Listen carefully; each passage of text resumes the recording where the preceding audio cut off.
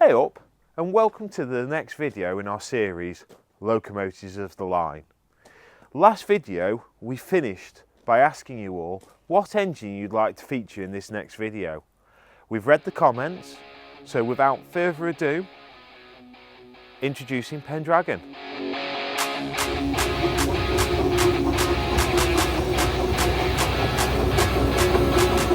Pendragon was built by Exmoor Steam Railway in 1994 for the now long gone Ashbourne Hall Railway, which was 12¼ inch. Pendragon, or Dragon as we affectionately know her at the railway, is one of 7 242 wheel arrangements that Exmoor built. What powers Pendragon are some gutsy little cylinders. They're 4-inch bore by 4¼ inch stroke, powering on Walsh arch valve gear. In 2017, Pendragon sadly suffered for some boiler issues, which meant the engine had to be stripped down. It was at that point that Mike and Eileen decided that it was probably best to sell the engine to its next custodians, and that's where me and Alex then started our 10¼ journey by buying Pendragon. She has a huge part in our family history now, because the same day that we bought the engine was the same day that we welcomed our first daughter to the world.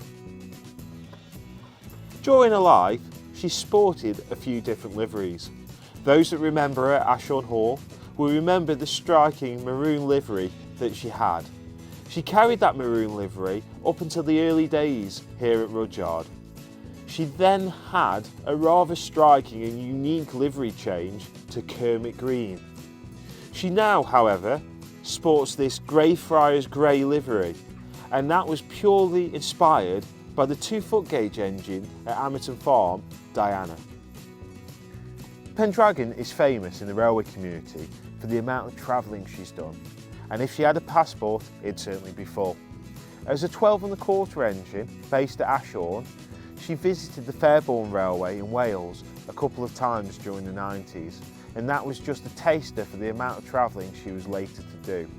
As a 10¼ engine, she has now travelled more than any 10¼ engine in the country, having visited a number of private and public railways up and down the country over the last 6 years. A couple of these railways are Trago Mills in Devon, the Wells and Walsingham in Norfolk, Ferry Meadows in Peterborough, Beale Park in Reading, Lapper Valley in Cornwall, where we were the first visiting 10¼ steam engine in their 10¼ history. These are just a few of the places that people have managed to enjoy her around the country. The last place that she was before coming to Rudyard, however, was her home railway at Ashbury Light Railway in Congleton, where she was our emblem tackling that steep hill. We hope you enjoyed this week's video, and if there's any questions that you feel we've missed out, please don't hesitate to put them in the comments and we'll answer them as soon as we can. But now, here's that awkward part of any video where we ask you to like, subscribe and share our videos if you enjoy them. And if there's any feedback, please give it us so we can improve.